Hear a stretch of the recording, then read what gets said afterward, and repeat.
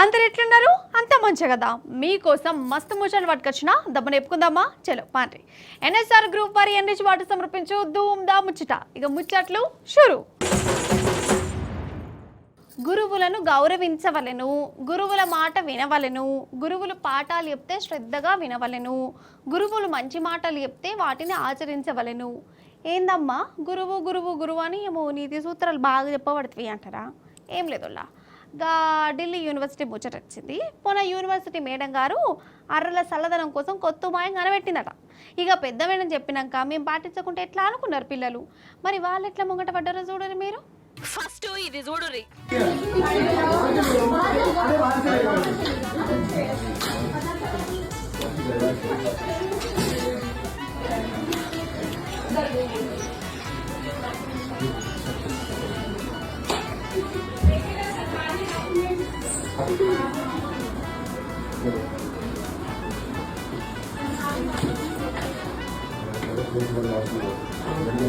ఓసిని గోడలకు పిడికెలు కొడుతున్నారు కదా, ఇగో అందరొక్కటి మొత్తం రుద్దుతున్నారు. మరి అది ఏమన్నా కూలిపోయి గోడనా, ఖరాబ్ అయిన అర్రనా అంటే అది కాదు. మంచిగా పెయింట్ వేసి ఉన్నది, మంచిగా కనబడే దాన్ని పెండతోని పెంట పెంట వేసి వాడేస్తాన్రు. ఎందుకయ్యా అనంటే జర ఫ్లాష్ బ్యాక్ సీన్ చూడాలి. అగో గిదేగా సీను.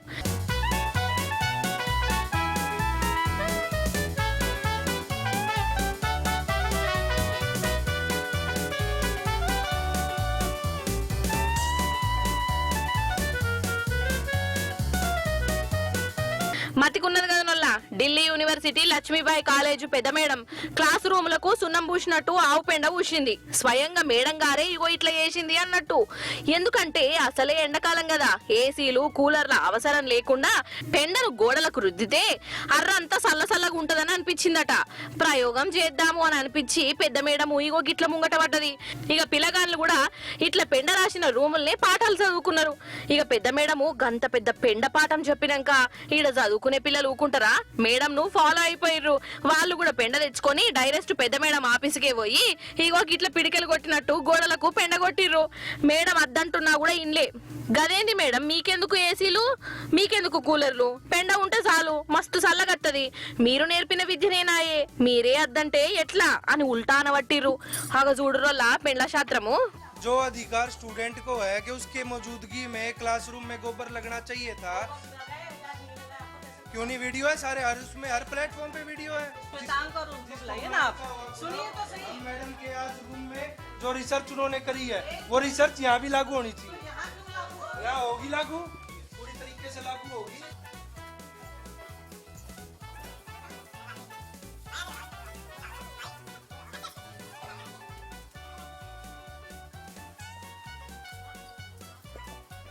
ఇక ఆ రూమునంతా ఇట్లా ఖరాబు చేసే వరకల్లా పాపం పెద్ద మేడం వాళ్ళకెళ్ళి బయటికి పోయింది.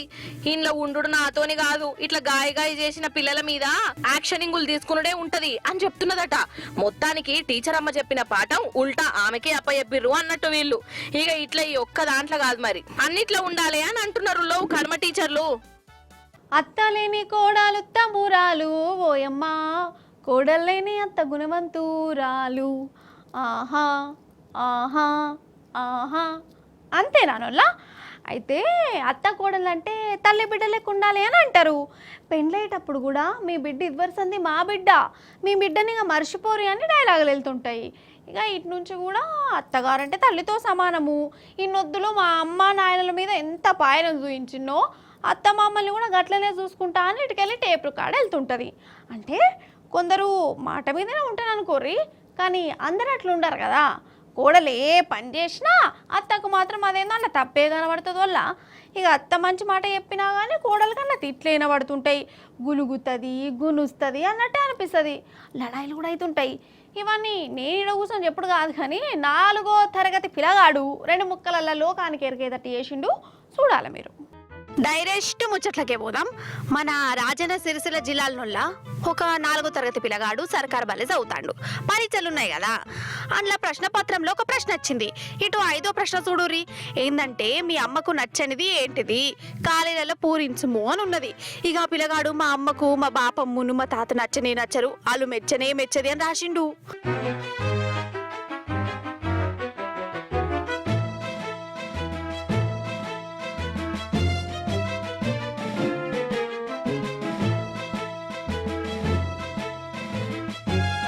పాపం పిల్లగాడు దినాం ఎంత తండాడుతుండో అసలు ఈ ఒక్క జవాబుతోనే అర్థమైతే లేదా ఆ ఇంట్లో అత్త కోడళ్ళు ఒకరు ఎంత పాయరంగా ఉంటారో అని. సరే అత్త మామలు అంటే ఒక మాట అంటారు, పెద్ద మనుషులు ఏదో ఒకటి మాట్లాడతారు, దానికి కోడలు వాళ్ళ మీద కోపం పెట్టుకోవచ్చునా? కోడలనే కాదు ఈడ అత్త మామల్ది కూడా తప్పే అనుకోవాలి. వాళ్ళు కూడా ఏ కోడలే కదా అని తెప్పి ఓడుతుంటే ఆమె కూడా వాళ్ళ మీద కోపం పెట్టుకున్నది కావచ్చు. ఇక ఓపిక పోయి కొడుకుతోని మీ బాపమ్మ మంచిది కాదురా, మీ మామ మెంటలోడురా అని అంటుంది కావచ్చు, మనకు తెలియదు. రెండు దిక్కుల ఆలోచన చేయాలి కదా మనం కూడా. మొత్తానికి ఇలా కోపాలు ఏవట్టి పిల్లగాళ్ళ దిమాకులు ఖరాబ్ కాబట్టే.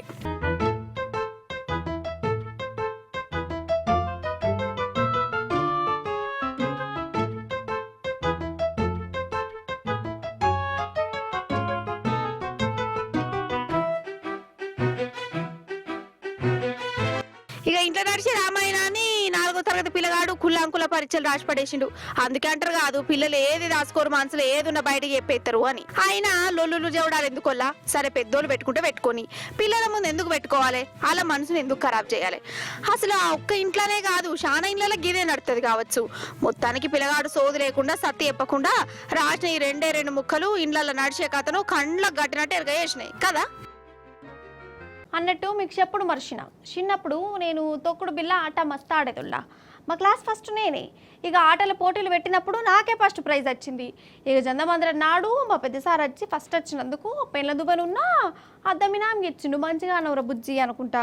ఇక ఇంకోసారేమో మా పెద్ద బెండ రుబ్బెన్లును కటోర ఇచ్చింది మంచిగా చదువుకోవాలని. ఇక నాకు మస్తు దిల్కుష్ అనిపించింది.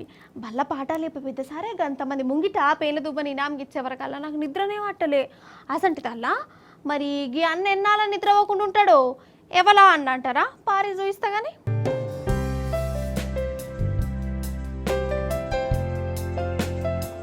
ఆహా హీరో లెక్క నడుచుకుంటూ వస్తాడు కదా, ఎవరి కాడికి అనుకుంటారు? అగ్గో మన ప్రధాని మోడీ సార్ కాడికే.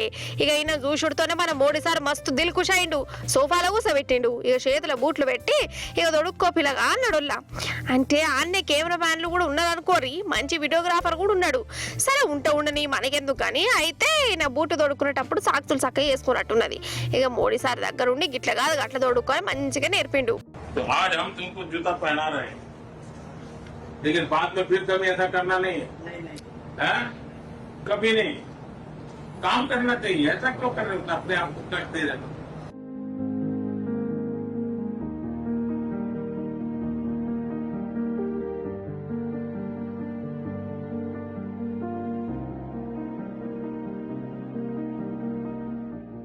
ठीक से आ गया. हाँ.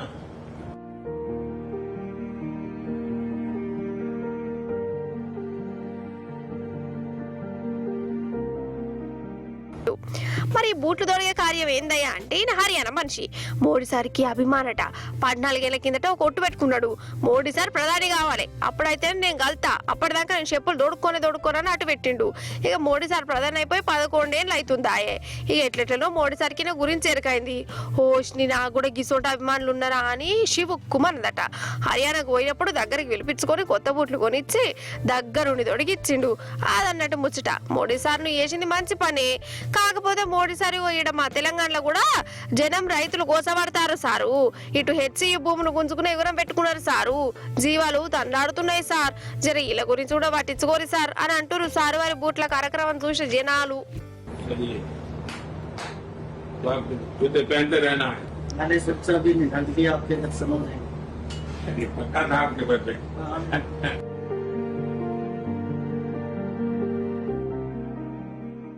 అయితే ఈనాడు మా ఈడి వాళ్ళు వీళ్ళింట్లో చెకింగ్లు ఎత్తాండు కదా.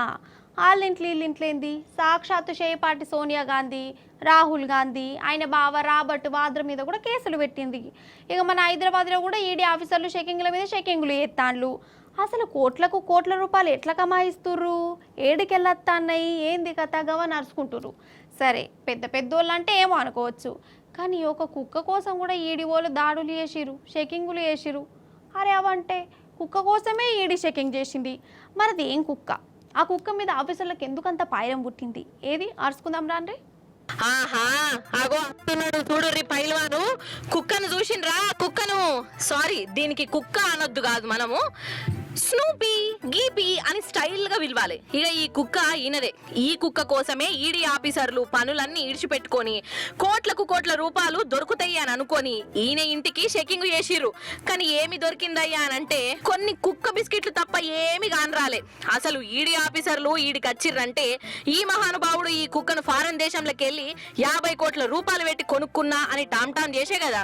ఓష్ నీ కుక్కకు 50 కోట్లేంద్రా నాయన, మెడకాయ మీద తలకాయ ఉన్నోడు కుక్కను గన్ని కోట్లు పెట్టి కొంటారా? అసలు కొన్నోనికి తెలివి లేకున్నా అమ్మినోని కన్నా లేదా అని అనుకున్నారు. అట్లా అంటే ఇది ఉత్తపచ్చి కుక్క కాదు, నక్క కుక్క 2 జాతుల గుణగణాలు కలిగిన ఒక చిత్రమైన కుక్క. అందుకే నేను విచిత్రంగా 50 కోట్లు పెట్టి కొన్నా అని చెప్పుకున్నాడు. ఇక ఇంకేమున్నది, టీవీలల్లా సోషల్ మీడియాలల్లా అంతటా ఈయన పేరే మారుమోగింది. 50 కోట్లు పెట్టి కొనుక్కున్నాడట, కుక్కకు 50 కోట్లట అని అనుకుంటా ఈ కుక్క మీద ఈయన మీద స్టోరీల మీద స్టోరీలు అల్లిర్రు. ఇక ఈ ముచ్చట ఈడీ ఆఫీసర్ల దాకా పోయింది. 50 కోట్లు పెట్టి ఫారిన్ దేశంలో కుక్క కొన్నాడంటే వీడేమో లఫుట్ పని చేసే కొనుంటాడు. వీడిని ఇట్లా చెక్కింగులు చేస్తే ఇంకా బొచ్చడు పైసలు వెళ్తాయి, కేసు పెట్టొచ్చు అని ఈడీ ఆఫీసర్లు ఆశతోని ఈయన ఇంటికి వచ్చి చెక్కింగులు చేసిర్రు. ఆఖరికి అసలు ముచ్చట ఎరకయి నాలుక కరుచుకున్నారు. ఏందయ్యానంటే ఈ కుక్క ఫారెన్ కుక్క కాదట, 50 కోట్ల కుక్క అసలే కాదట. కాకపోతే జనాలను బుగ్గగాళ్ళని చేసి 50 కోట్ల కుక్క అని టామ్ చేసుకున్నారు. ఇక ఈ కాలంలో ఏం చెప్పినా సోషల్ మీడియాలో వైరల్ అవుతున్నది కదా నొల్ల. అందుకే ఇట్లా అబద్ధం ఆడి 50 కోట్ల కుక్క అని అనగానే అందరూ నమ్మేసి నన్ను ఫేమస్ చేసిర్రు. ఇక ఈ కుక్కను 1000 రూపాయలు కూడా ఎవడు కొనడు అని సావు కబుర్లు సల్లగా చెప్పిందొల్ల.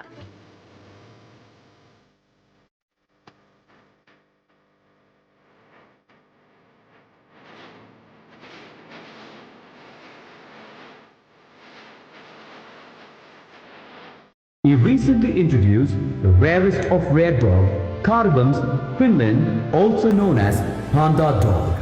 అయితే ఈయనకు కుక్కలను సాదుకునే అలవాటు ఉన్నదట. ఇక ఆడాడ ఉన్న కుక్కలను తెచ్చుకొని ఇది ఈ దేశం కుక్క, అది ఆ దేశం కుక్క, దీనికి ఇన్ని కోట్లు దానికి అన్ని కోట్లు అని పిట్టల ద్వారా కథలు చెప్తాడు.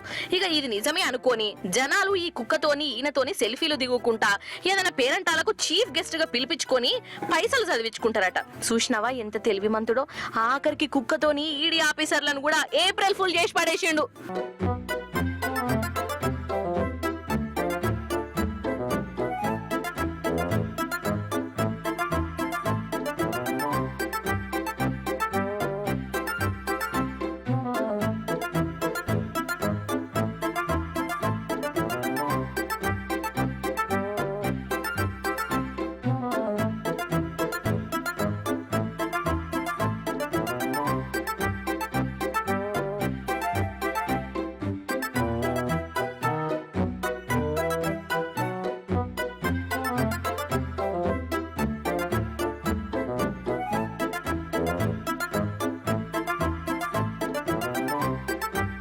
నిజంగా కొందరు డాక్టర్లను మొక్కాల్సిందేనోళ్ళ. నన్ను అడిగితే డాక్టర్లు అంటే దేవులతో సమానం అంతే కదా, వాళ్ళు ఏం చెప్తే అది, ఎట్లా చెప్తే అట్లా తలకాయ ఊపుకుంటే నవ్వాల్సిందే. అయితే కొందరు డాక్టర్లు ఉంటారు వాళ్ళ, పన్ను నొప్పి అని పోతే కన్ను తీసేస్తారు, కాలు నొప్పి అంటే కడుపులో కత్తెరలు పెడతారు. అందరి గురించి అంటలేను, ఒకరిద్దరు అసలు ఉంటే మహానుభావులు ఉంటారు. అట్లా ట్రీట్మెంట్లు నడుస్తుంటాయి మరి. కానీ ఇప్పుడు కని విని ఎరుగని ట్రీట్మెంట్ ఒక దావకాన్లే చేసిరోళ్ళ. అసలు ఆ డాక్టర్లు చేసిన ట్రీట్మెంట్కు దండేసి దండం పెట్టవలసిందే. అసలు ఇది ఒక వైద్య చరిత్రలో ఒక అద్భుతం, సరికొత్త అధ్యాయం. ఇంకేమైనా పదాలు ఉంటే మీరే చెప్పుకోరు. ఈ ముచ్చట చూసినాక పారే అసలు ఏమైనా చూద్దాం కానీ. అయ్యయ్యో, నిజంగా వీళ్ళిద్దరిని చూస్తుంటే నాకైతే పాపం అనిపిస్తున్నదొల్లా. వీళ్ళ గాశారం ఏంది గట్ల కూలిపోయింది అని అనిపిస్తున్నది. అరే కాదొల్లా, ఎవరికైనా బీమార్ వస్తే వాళ్ళకే ట్రీట్మెంట్ చేస్తారు, కానీ ఈడ మాత్రం కొడుకుకు బీమార్ వస్తే తండ్రికి ఆపరేషన్ చేసిరు. అరే అవునంటేనొల్లా, గదే పరిశాన్ కొడుతున్నది నాకు. ఇక ఈయనే రాజస్థాన్ ఆయనే ఏదో బీమార్ వచ్చింది, కోటా ఉండే మెడికల్ కాలేజీకి పోయిండు. డాక్టర్ చెక్కింగ్ చేసి కడుపులో ఆపరేషన్ చేయాలి రేపో మాపో అని పంపిరట. సరే అని ఈయన వీళ్ళ నాయనని పట్టుకపోయిండు. ఆపరేషన్ థియేటర్ కాడు ఉంచిర్రు. అప్పుడే డాక్టర్ వచ్చి బీమార్ వచ్చినోని ఇడిచిపెట్టి సాయితకచ్చిన ఆయనను ఆపరేషన్ థియేటర్కు పట్టుకపోయిండు. ఫస్ట్ ఈయనకు కూడా అర్థం కాలేదట ఎందుకు పట్టుకపోతాండ్రో. ఇక ఏం కాదు అని అనుకుంటా ఈ తాతకు మత్తు సూదేసి వాళ్లకు దోచిన తీరులో ఆపరేషన్ చేసిర్రు. ఇక ఆపరేషన్ కావాల్సినోడేమో బెడ్ మీద అట్లనే వండుకొని ఉన్నాడు. మంచిగున్నోని మీదనో డాక్టర్ ప్రయోగాలు చేసిర్రు. ఇక ఒక రోజు గడిపినా ఆపరేషన్ చేయకపోయే వరకల్లా ఈ కొడుకు డాక్టర్ని అడిగిండట, ఎప్పుడు సారు నా ఆపరేషను అని. అదేంది మీ నాయనకు చేసినాం కదా, మళ్ళీ ఆపరేషన్ అంటవేంది అని ఉల్టా వాళ్ళే దబాయించిరట. అయ్ బీమారేమో నాకత్తే మా నాయనకు ఆపరేషన్ ఏంది అని ఈయనకు చక్కెర వచ్చినంత పని అయింది. ఇక ఇప్పుడు ఇద్దరికిద్దరు దవాఖానలో పడ్డారు. ఇక చెప్పుర్రి డాక్టర్ల పనితనం ఎట్లున్నదో. చాలా గొప్పోళ్ళు కదా. అసలు ఒక రోగం అత్తే ఇంకో రోగానికి ట్రీట్మెంట్ చేసిన వాళ్ళని చూసినా కానీ ఒక మనిషికి బదులు ఇంకో మనిషికి ఆపరేషన్ కూడా చేస్తారని నాకు ఇప్పుడే ఎరకైంది. అందుకే ఎందుకన్నా మంచిది పబ్లిక్ పేషెంట్లే కాదు, పేషెంట్తోని దవాఖానకు పోయేటోళ్ళు కూడా జర పైలంగా ఉండాలి. అయితే సినిమాలల్లా బాలకృష్ణ సినిమాలే వేరే అని అంటారు కదా. అందుకే బాలకృష్ణ సినిమా పడ్డప్పుడు ఇంట్లో బాలయ్య బాబు చేసే సాహస విన్యాసాలు నరమానవులు ఎవరూ చేయొద్దు, ఇది బాలయ్య బాబుకే సాధ్యం, సాదాసీదా మనుషులకు సాధ్యంగానే కాదు అని సినిమాకు ముందు ఏదైనా రాసి పెట్టాలి. ఎందుకంటారా, ఒక సినిమాలో బాలయ్య బాబు తొడవ కొడితే రైలు బండి ఆగిపోతుంది. ఏళ్ళతో గిట్లా అంటే స్పీడ్గా వచ్చే సూపర్ ఫాస్ట్ బండి వెనకాక మారుతుంది. ఇక బాలయ్య బాబును ఉరుకుమంటే రైలు బండి కంటే స్పీడ్ ఉరుకుతాడు. అయితే ఢిల్లీలో ఒక బుజ్జొల్ల మన బాలయ్య బాబుకు పెద్ద ఫ్యాన్ కావచ్చు. ఏం చేసిందో చూడరు మీరే. Ready 1 2 3 go.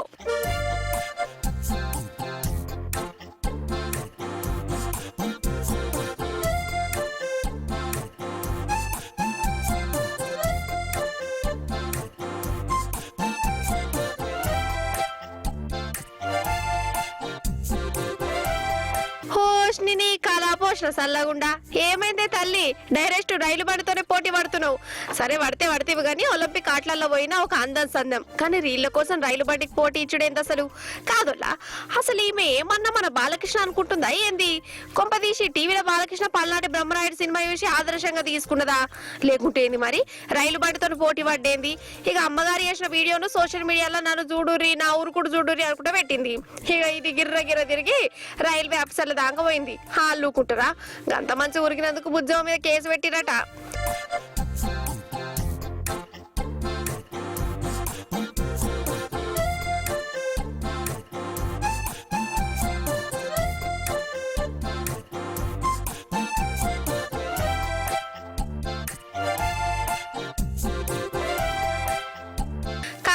ఏమనంటే కోపాలు బాగా వస్తాయి కానీ రీల్లు వీడియోలు చేసుకోవాలంటే గిట్లనే చేసుకోవాలన్నా నాకు తెలియక అడుగుతా. మొన్న కూడా గింతే ఒక పోరడైతే బండి కింద వండుకొని మరి రీల్ చేసిండు. యోగి అక్కని చూడుర్రి ఇల్లు మీదకి డాన్సులు చేస్తాంది, ఆ టెన్క ఇళ్ళెలకల పడ్డది.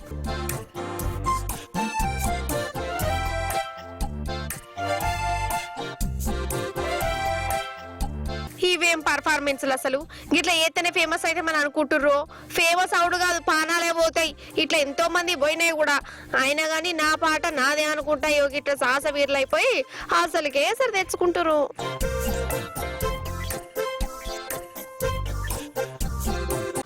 ఆగురి ఇంకా ముచ్చట ఒడవలే, ఇంకొక ముచ్చట ఉన్నది, అది కూడా చూసేద్దాం పాండ్రి. ఇగో ఇదే ఇకమతు ఏటీఎం. ఈ ఏటీఎం చూసి ఇదేదో బజార్లనో లేకుంటే ఊరి సెంటర్లనో అని అనుకోగల. కాదు మంచిగా చూడుర్రి.